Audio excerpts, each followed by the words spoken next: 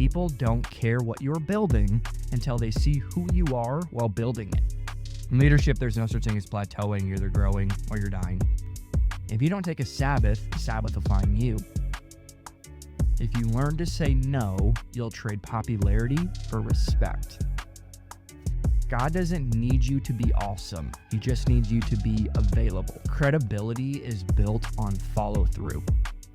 It's one thing to say something, it's another thing to live it. Preaching a sermon's easy. Living one's hard. We don't use people to build the church. We use the church to build people. The strength of a leader is, can you actually lead somebody who's better than you? Leaders don't need permission to lead, and they will respect you a ton and be aware you're a leader when you offer solutions, not problems. The most important team you're on isn't the one you lead, it's the one you're a part of. Well, hey everybody, welcome to this week's episode of Conversations. I'm really excited to jump into this week's topic. And this week's topic is we are going to get back to the basics. I think oftentimes in our lives, what we can end up doing is we can become professionals in our space and place and forget not only where we came from, but the basics. The easiest illustration I can ever give in this is you and I all went through elementary math. And elementary math seemed easy, even so clear to the point that oftentimes what would end up happening, like myself, I'd get to middle school and high school, and my teachers would say, hey, if you could have done that, you can do this. And my elementary math teachers absolutely said, hey, if you can master the basics, you can solve any math problem. And to me, I feel like it's the same way when it comes to leadership, when it comes to life, when it comes to church, which a lot of this will obviously be about church. So again, in this week's topic, we're going to be just going back to the basics, man. What are the three primary functions of you as a leader in the church? And really why this is important is because change is inevitable, growth is optional. You're in a constant state of change. There has never been a moment in your life where the same exact thing happens over and over. This is not the Truman Show. This is the real life. Again, change is inevitable. Everything changes, but you and I's growth is optional. In my opinion, my hypothesis is a lot of the times when we grow through things, it's because we've mastered the basics. LeBron still does layup drills. Michael Jordan, when he played in the NBA, did layup drills. The Eagles, who just won the Super Bowl, they stretch. Saquon Barkley stretches. How crazy is that?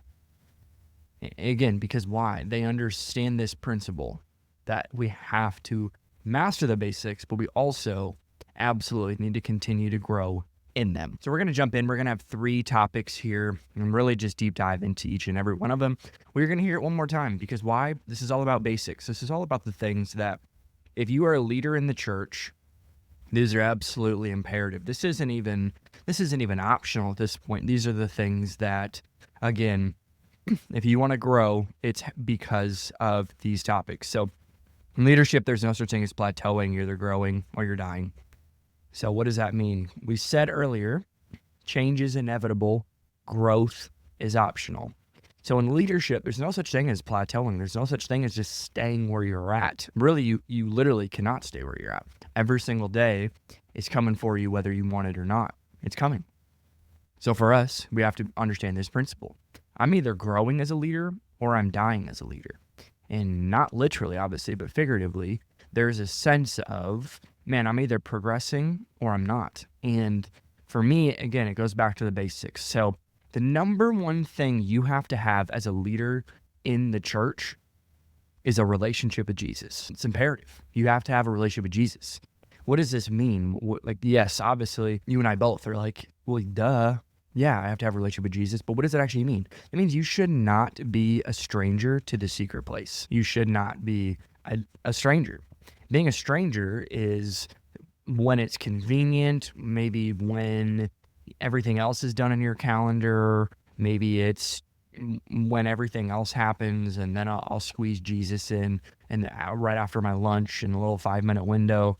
Sure, anything is better than nothing, 100%. I'm not saying that. I'm not insinuating that you and I should work our way into a relationship with Jesus, that any of this really has anything to do with us, but it does because we need to have a discipline around this.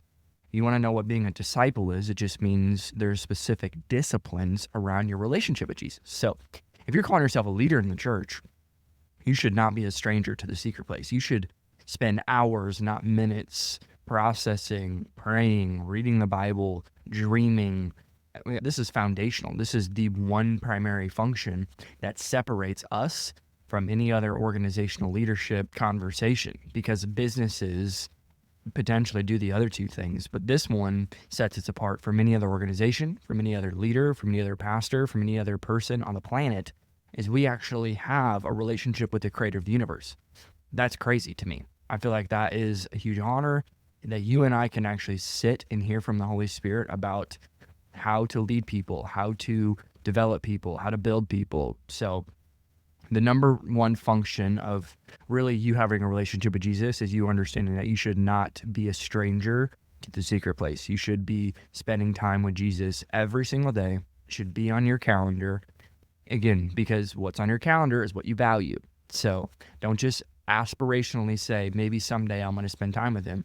Put it in your calendar and make it the number one priority of your day, because everything else stems from the relationship with Jesus. So what also applies to relationship with Jesus? You should be living above reproach. So this is all coming out of Titus 1 and 1st and 2nd Timothy, but really we need to live above reproach. What does that mean? You and I shouldn't be sketchy. We shouldn't have backhanded motives. We shouldn't have ulterior motives. We should not have, honestly, a sinful life. Understand that we all sin, we all fall short of the glory of God, but at the end of the day, you and I should absolutely have some sort of accountability and convictions. That's really what it bottles down to, is do you actually have convictions? Not your pastor's convictions, not just having them because you're a leader, but understanding it is foundational for your relationship with Jesus, is to have convictions. It's just to have boundaries, that you should absolutely be aware of what's right and what's wrong, and there should be a clear delineation. And my observation, and honestly being around people who have fallen away from their convictions, it's because it wasn't overnight. It was a 1% decrease every single day, and over the course of 3 years, they don't even recognize themselves anymore. Because why? They didn't change overnight. They changed over decades. And again, we absolutely need to live above reproach. We shouldn't be sketchy. We should be the same person in private as public. I've said this before on this podcast, but you lead at the level you live, not the level you look. So you can care about perception and how people think of you and all the things that we know all of us struggle with, but also being aware that you actually lead to the level you live. So potentially there's a lid over your leadership, over your organization, over your church, because honestly, you have ulterior motives. You have things that are not above reproach. It's below reproach.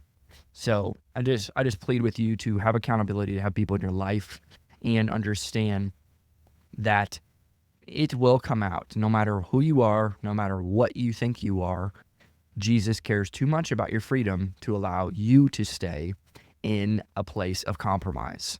If you're healthy but not driven, you'll get it. This is a relationship with Jesus, and all about our health, our spiritual health, our physical health, our emotional health. You can be healthy but not driven, and you'll get it. You'll get it. But driven and not healthy, you won't keep it. So what do we do? What does this mean? If you don't take a Sabbath, the Sabbath will find you. We don't value the Sabbath.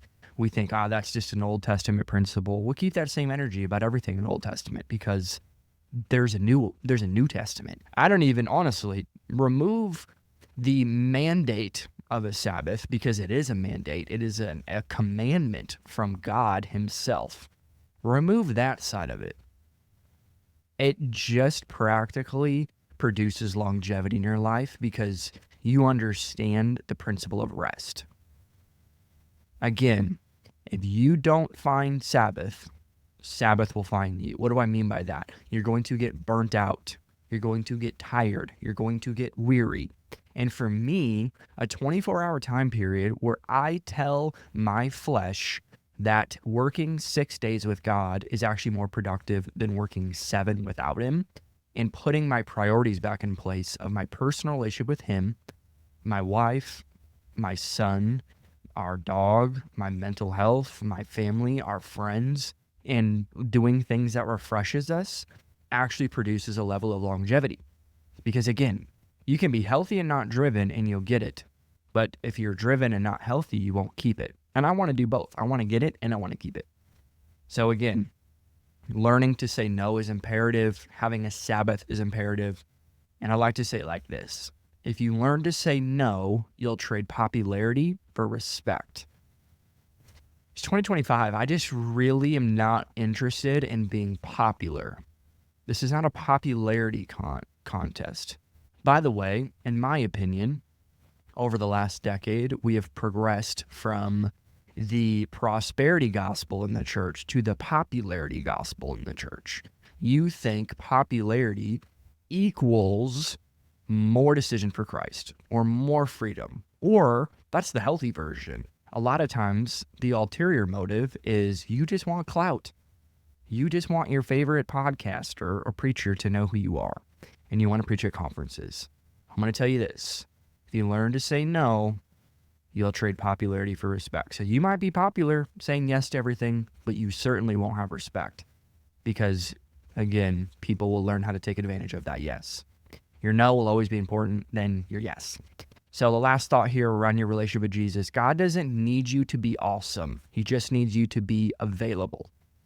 Spent a lot of time in 2 Timothy over the last 6 months of my life. And what does this mean? That you simply are a vessel, and a vessel doesn't have to be perfect. What it actually needs to be is it needs to be empty and broken. What do I mean by broken? I don't want to be broken. I don't want to have a broken life, a broken mental health, a broken marriage. What does that mean? It just means a willingness to understand that you have nothing to give of yourself. That everything we do in the church is about Jesus. Everything that I have done in the church is because Jesus Himself really has empowered me to do so. It's not my own strength. I don't really have a lot to give, but me being available and being willing, understanding that oil flows out of a broken vessel. And if you think that you can just image management, you can put tape on your broken vessel, understand that you might, but there won't be oil coming out. And to me, oil is way more important flowing out of me into the people I lead than an image or a perception of people online who really don't matter as much as the people actually in our life. So you got to have a relationship with Jesus. Secondly, you got to have a relationship with your team. Somewhere, again, progressing from the prosperity gospel to the popularity gospel, we really, really care about our peer-to-peer relationships of people across the country or even the world. And I'm not saying those relationships don't matter. What I'm saying is your silverware should be tarnished by the amount of times you've had people in your home. Having people in your home is imperative. I would even submit to you or suggest to you, don't even call yourself that person, that individual, that you are their leader until they've sat at your table, until they've sat on your couch.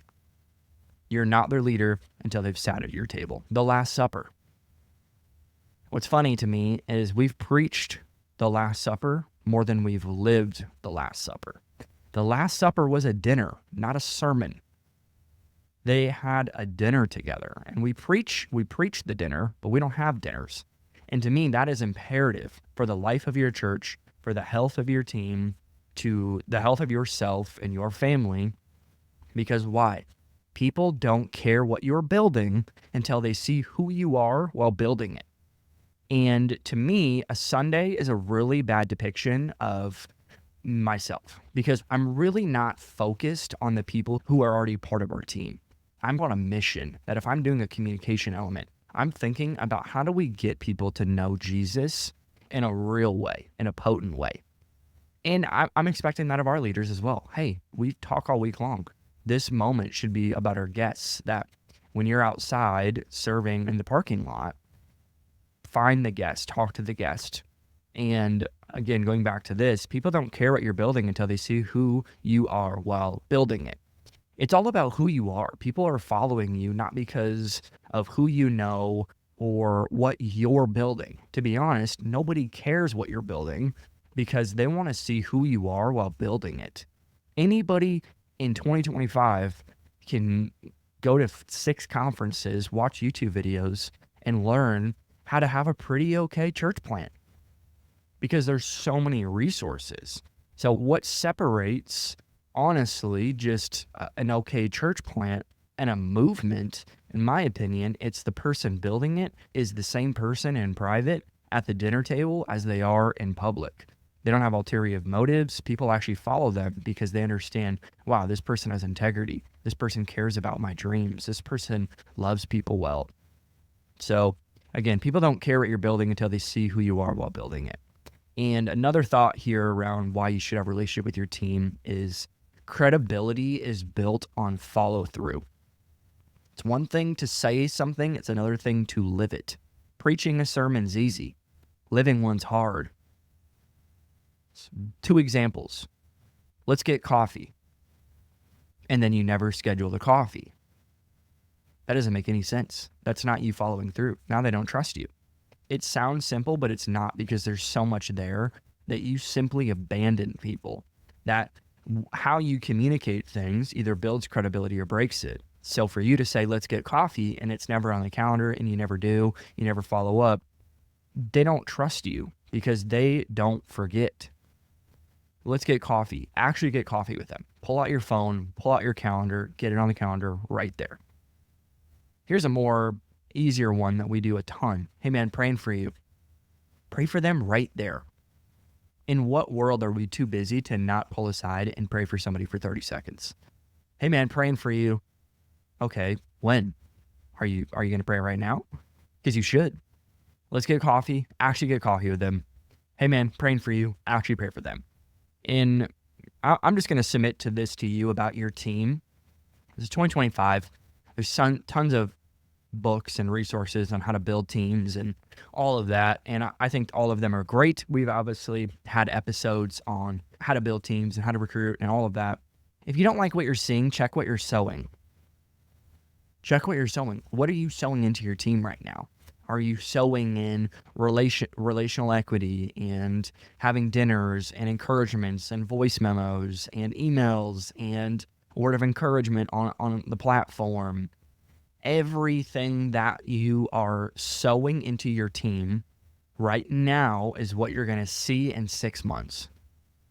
So if I'm sowing in disrespect, if I'm sowing in manipulation, if I'm sowing in forced honor, you're going to end up seeing a very unhealthy team because it's what you sowed. So if you don't like what you're seeing, check what you're sowing. Focus on people and the task will take care of themselves. I've said this every episode and it has become a value of our families is we don't use people to build the church. We use the church to build people. What does that mean? I'm focusing on the person. Yes, there's tasks to be done, but if I focus on the person and their development and hearing them and listening to them, what's going to end up happening is the tasks will take care of themselves. Bad leaders do the exact opposite because again, there's good leaders and then there's bad leaders. A bad leader doesn't mean you're a bad person. Potentially, there are absolutely bad people in this world. But what I'm saying is focus on people, not the task. My last question to you before we get into our last subject here is who's next? On your team, who's the one person who should be shadowing you on a Sunday? Who's the person that should be in those calls? Who's the person that potentially you're insecure around because you understand they're better than you? And to me, a health of a leader, the strength of a leader is can you actually lead somebody who's better than you? Because that's the point. The point is to have people who are better than you continue to grow and develop and raise them up. God will never replace what you don't release. Potentially, you're believing God for multiple campuses, but you won't build up a campus pastor. You feel like you're called to be a youth pastor, but you won't build a welcome team leader. That to me is a sign that you're actually not focused on anybody else besides yourself. It is a mandate and a mission for you to build up people and to see what God sees, and that is gold in people. And in my opinion, a lot of people don't want to get dirty because gold's in the dirt. You got to dig. You got to get in the dirt. You got to get dirty. You have to get coffees. You have to challenge. You have to confront. You have to build. And that's dirty. But in the midst of it, I promise you, you're going to find gold in the right people. Lastly, relationship with your leader. So in my opinion, I'm submitting to you, you should have a relationship with Jesus. You should have a relationship with your team. And you should have a relationship with your leader. I'm going to give you a few insights on this. And to me, it is imperative for you to understand you have to pursue your leader. Don't wait for them to come to you. Don't wait for them to chase you down. Chase them down. I recently had a call with our leaders in our church, and I said, about 5 years ago, my leader had a really full calendar, and instead of adding more things to his plate or his mind, I just went grocery shopping with him. I just went to the store with him. We got groceries, and in the midst of it, he built me up. He challenged me. He asked me questions. I asked him questions. And I feel like it's not even a personality type thing, because I have felt in my life that I do okay at submitting and listening. And it does take me a minute, but once I do, I get pretty locked in with the individual. And I'm always respectful of people's time. And I'm just submitting to you to be respectful of people's time. Right when you're done meeting with your leader, your pastor, send them a text. Thank you so much for taking time out of your day to spend time with me, to develop me. So what am I trying to say here? Pursue your leader. Pursue your leader. Why? Everyone else and everything else is pursuing them. You might as well too. The difference is they're going to have a return on their investment with it spending time with somebody who's pursuing them, because they understand that a 30-minute conversation could actually change the trajectory of your life. Because I believe in the principle of following. You are not a leader until you are a follower. Every leader has a leader. Every pastor should have a pastor. Every coach should have a coach. You should have a relationship with your leader. You should be so open and ready to receive feedback. 3 questions, by the way, that you can ask your leader right now, and they will blow, their mind will be blown that you're asking them these questions. What are my blind spots? Your leader sees your blind spots, and they're trying their best to develop them over the long haul, because leadership is all about the long run, not short term. It's all about long-term investment. One conversation, again, can change the trajectory of someone's life. So what are my blind spots? And giving them permission. Hey, I'm not going to be offended. I'm not going to be upset. I just want to grow. What are my blind spots? Anytime I've asked this question, potentially has been some of the most intense conversations I've ever had in my life. And I'm very, very thankful for them. And no great leader is going to give you unsolicited advice about your character unless it's a true pattern and a problem. So for you to give them space to share and to challenge you, what are my blind spots? The second question you can ask is, what are my strengths? What am I good at? What am I doing well? And then how can I serve you better? Or how can I serve the vision better? In my opinion, by the way, even looking at that question, say, here's 5 ways I believe I can serve the vision better this season. What are your thoughts on these? And then give them solutions and give them ideas, because a lot of people, again, are just waiting to be told what to do. But leaders don't need permission to lead, and they will respect you a ton and be aware you're a leader when you offer solutions, not problems. So for me, this is a principle that I think is really important to grasp. The most important team you're on isn't the one you lead, it's the one you're a part of. So a lot of times what ends up happening in multi-divisional churches, what does that mean? It just means that you're over 500. You basically have multiple teams, multiple departments, honestly, churches within a church that you have. Again, it's over 500. What ends up happening is you start to, and this happens in small church too, this happens in any church, you end up having silos. You end up becoming a lone ranger. Where do I see this the most? In youth ministry. Youth pastors in their brains understand that they might have autonomy, but that doesn't mean you get to have your own vision. That doesn't mean that you're the lead pastor. That doesn't mean that you can change anything because you're just the guy.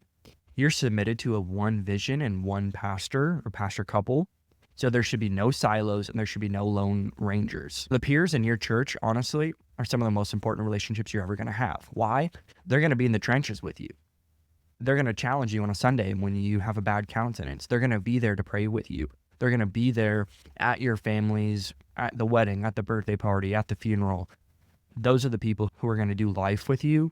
And the people you lead, obviously, are absolutely important. And this is a huge weakness that I'm still trying to work on, because my wife and I always spend a ton of energy about the people that we lead, but oftentimes we don't seek out relationships with our peers because we're so mission focused.